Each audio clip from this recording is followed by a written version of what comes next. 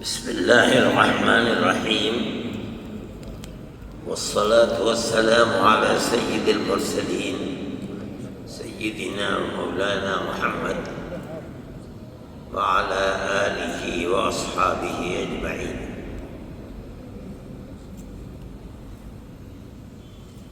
إني أحمد الله تبارك وتعالى على أنني قبل ذلك أتيت إلى تركيا وزرت في تلك الحفلة شيخ المشايخ الشيخ محمود أفندي رحمه الله تبارك وتعالى، وأعلى الله درجاته في الجنة. ثم بعد ذلك الآن وجه صاحب الفضيلة الشيخ صالح الدعوة إلى أن آتي إلى هذه الجامعة أو الكلية. تشرفت، وإني أحمد الله تبارك وتعالى على أنه منتسبوه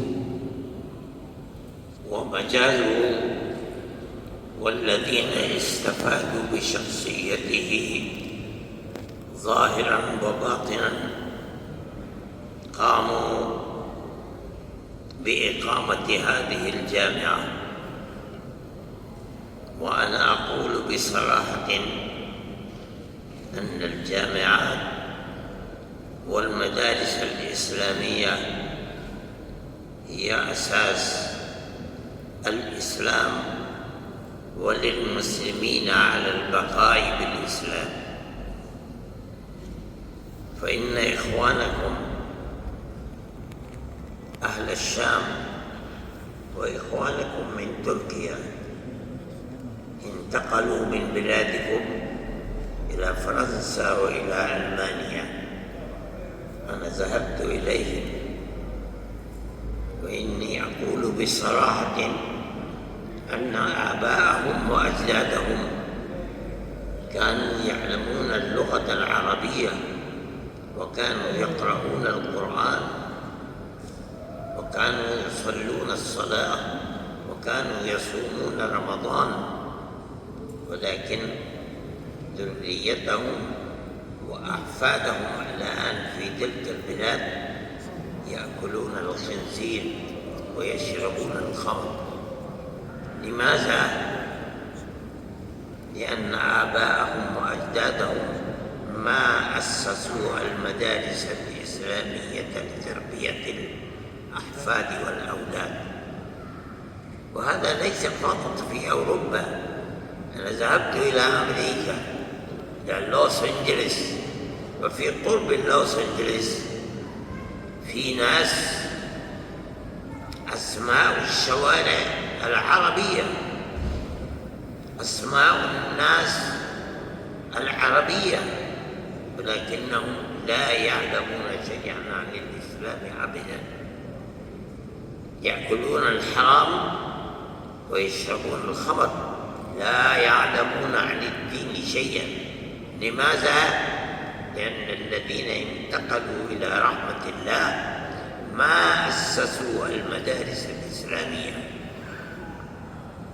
فبذورتهم لا يعلمون عن الإسلام شيئا. وأنا كنت في أوروبا في بريطانيا، ذهبت إلى دكان، فعندما رآني صاحب الدكان قال لي: أنا مسلم. قلت: كيف تقول أنت مسلم؟ قال: أمي كانت يمنية، هي تربتني. قلت: هل تعلم عن الإسلام شيئا؟ فقال: أنا لا أعلم عن الإسلام شيئا. لماذا؟ المدارس الإسلامية ما كانت عندهم. وأنا أقول في الهند دولة ما هي دولة إسلامية، المسلمون في الأقلية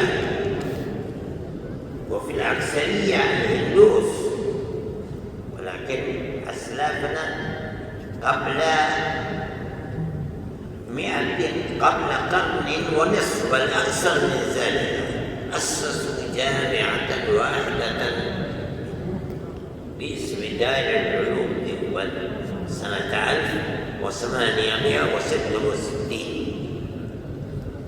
من تلك الأيام إلى الآن بهذه الجامعة الواحدة في الهند وفي باكستان وفي برما وفي بنغلاديش وفي إيران وفي جنوب أفريقيا وفي بريطانيا وفي أمريكا مئات لا آلاف من المدارس الإسلامية التي هي سبب إحياء الإسلام في تلك البلاد.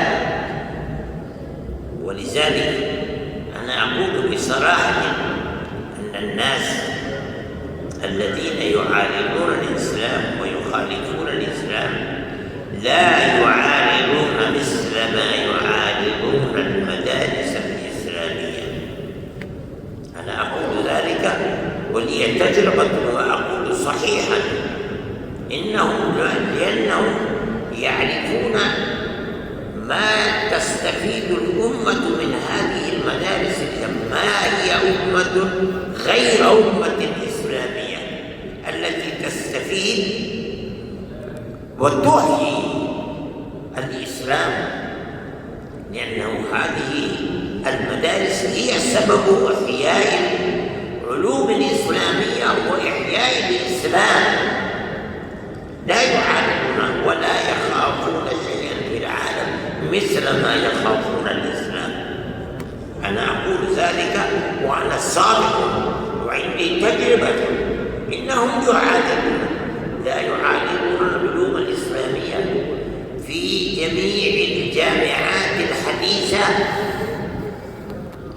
يقرأ فيها الإسلام، يعلم فيها الإسلام كموضوع كدين من الأديان، ولكنهم لا يخالفون ذلك، يخالفون المدارس الإسلامية فقط، لأن تعليم الإسلام في بيئة إسلامية هذا هو الشيء الوحيد الذي يسبب تقوية الإسلام. الناس من هناك يخرجون يتعلمون بصورتهم وبسيرتهم وبلباسهم وبعملهم يتقوى الإسلام في جميع العالم. كان المفروض أن تكون مثل هذه المدارس في تركيا أكثر وأكثر. أنا أتيت قبل ذلك وما في مدارس إلا المكتبات الناس يعلمون فيها القرآن، وإني أتيت بعد ذلك الآن في هذه المدينة في 3 أو 4 مدارس في تركيا، ولكن هذه العدة قليل. كان المفروض أن تكون هناك الجامعات والمدارس الإسلامية التي تعلم فيها الفقه والحديث والتفسير، والطلاب يخرجون منه بحيث أن غرضهم الأساسي من حياتهم تعليم الدين الإسلامي في بلاد وفي بلاد أخرى. أنا أعلم